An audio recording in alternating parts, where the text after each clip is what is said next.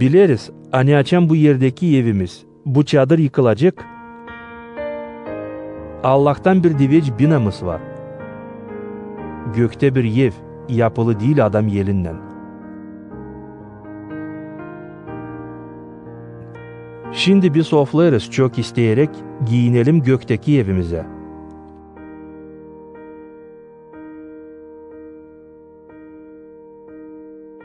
Ona giyinersek çıplak olmarız. Zira bu çadırda oflarız yük altında. Değil hani soyunma isteriz ama giyinmeye. Ki bizde ne ölümlü var, yaşamakla yudulsun. Onuştan Allah bizi hazırladı.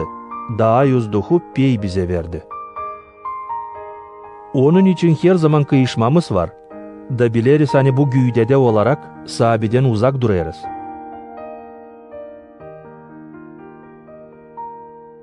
Zira biz inanla yaşarız ama değil görmekle. Kıyışırız hem daha çok isteriz. Güydeden uzak olup sahabiyle beraber olalım. Bu betere çalışırız ona kendimizi beğendirelim. İster bu güydede yaşayarak, ister güydeden uzak olarak.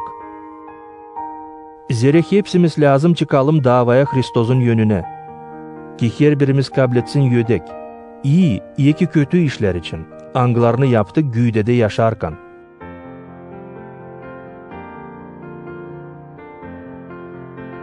Öyle ki, bilerek nedir Allah'tan korku, çalışırız insanı inana getirmeye.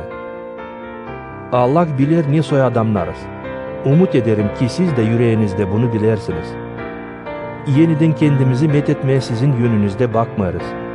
Ama veririz size kolaylık üyüneysiniz bizimle. Ki olsun cevabınız onlara, kim üyüner dışandan işlerle ama değil yürekten işlerle. Öyle ki, yer biz akıldan çıktıysaydık, bu oldu Allah için. Ama yer bütün akıllansaydık, bu sizin için.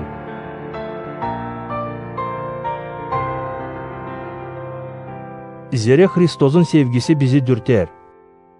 Da biz düşüneriz, hani yer birisi hepsi için öldüyseydi, o zaman hepsi öldü. Hristos hepsi için öldü. Ki yaşayanlar artık yaşamasınlar kendileri için, ama onun için, kim onlar için öldü hem dirildi.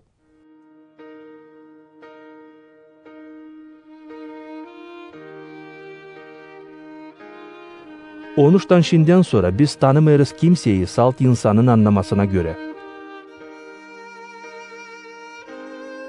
Yer vakitçe tanıdıysa Hristos'u salt insanın anlamasına göre, şimdi böyle tanımayırız. Öyle ki kim Hristos'da, o bir yeni adam. Eski işler geçti, şimdi hepsi yeni oldu.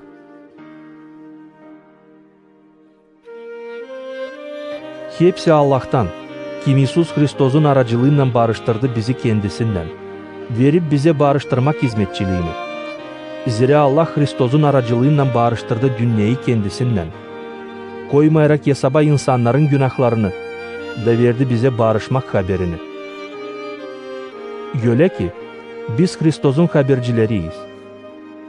Nice açan Allah kendisi, bizim ağzımızla çağırır insanı.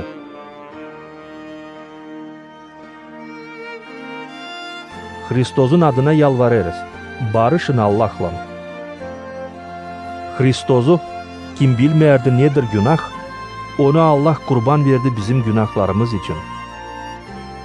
Ki onun aracılığıyla biz Allah'ın yönünde doğru olalım.